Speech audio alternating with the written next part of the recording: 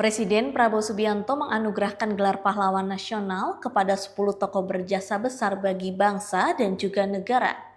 Salah satunya adalah aktivis buruh Marsina. Lalu, siapa itu Marsina? Nah, Marsina ini sejatinya hanyalah wanita biasa, seorang buruh di pabrik arloji di Porong, Sidoarjo, Jawa Timur. Saat itu muncul surat edaran Gubernur Jawa Timur nomor 50 tahun 1992 yang berisi imbauan kepada pengusaha agar menaikkan kesejahteraan karyawan dengan memberikan kenaikan gaji sebesar 20% dari gaji pokok.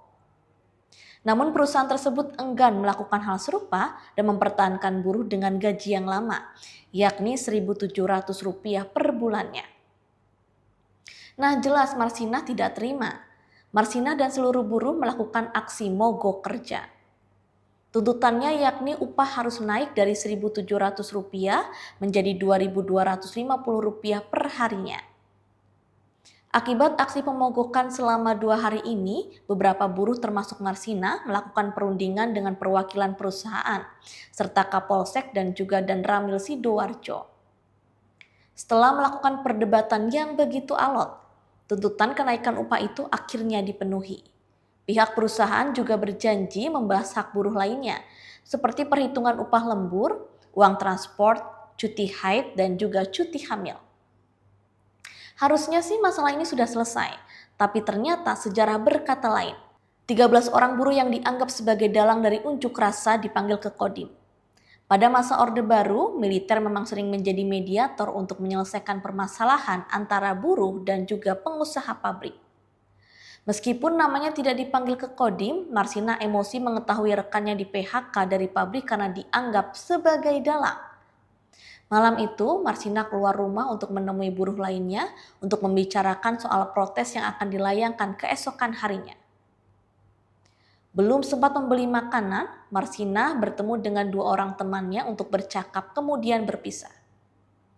Nah, ternyata itulah kali terakhir Marsina terlihat masih hidup. Sejak saat itu buruh pemberani tersebut tak lagi bisa ditemui. Dia lenyap seolah ditelan oleh bumi. Sabtu malam 8 Mei 1993, jasad Marsina ditemukan tergeletak dengan tubuh penuh luka di bagian bawah tubuhnya. Banyak tulangnya patah, organ-organ dalamnya rusak. 9 pelaku pembunuhan Marsina sempat ditangkap. Namun dari catatan yang ada, jalannya persidangan kasus Marsina dipenuhi banyak drama dan juga banyak kejanggalan. Hampir 2 tahun setelah ditemukan jasad Marsina di hutan, tepatnya pada 3 Mei 1995, Majelis Hakim Kasasi membebaskan para terdakwa dari segala dakwaan atau bebas murni karena dianggap tidak cukup bukti. Bahkan hingga saat ini, kematian Marsina masih meninggalkan misteri. Pelaku sebenarnya dari kematian Marsina pun tidak pernah diadili. Nah, itu dia sahabat Merdeka, perjuangan Marsina, aktivis buruh meninggal dibunuh kini jadi pahlawan nasional.